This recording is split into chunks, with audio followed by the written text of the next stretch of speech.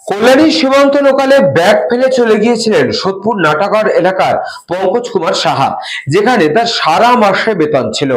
বাপনবাবু কল্যাণী সীমান্ত local train থেকে সেই ব্যাগ উদ্ধার করে ফিরিয়ে দিলেন। কল্যাণী সীমান্ত লোকালে ব্যাগ ফেলে চলে গিয়েছিলেন সোদপুর নাটাগড় এলাকার পঙ্কজ কুমার সাহা, যেখানে সারা মাসে বেতন ছিল।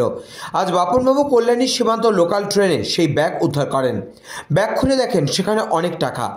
মানি ব্যাগ খুলে দেখেন কেবল অপারেটরের নাম্বার, সেই নাম্বার জোগাড় করে তার কাছ থেকে ঠিকানাও জোগাড় করে পানিহাটি পৌরসভার পৌরপিতা সোমনাথ দের সঙ্গে যোগাযোগ করেন।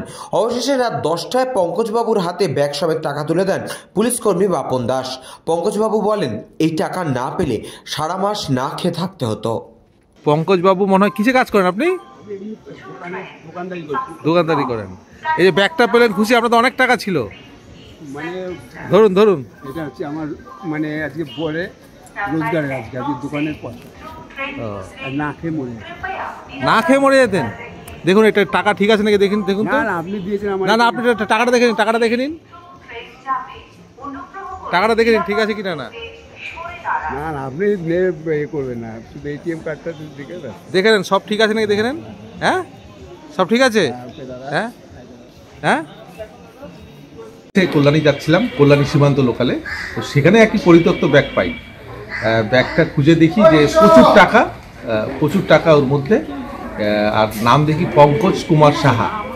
তো একটা কেবল লাইনের বিল দেখেছিলাম 2020 সালে, তো তাদের সঙ্গে যোগাযোগ করি, দেখি বিলটা যে নাম্বারটা ছিল সেটা মানে বন্ধ হয়ে গেছে।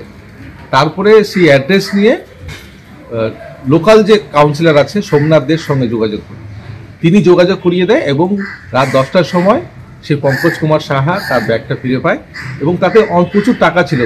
সে একজন ফুটপাতে, শিয়ালদার ফুটপাতে ফেরি করতো, মানে দোকান ছোট ছোট দোকান ছিল, আশেপাশে ঘুরে ঘুরে ফেরি করতো।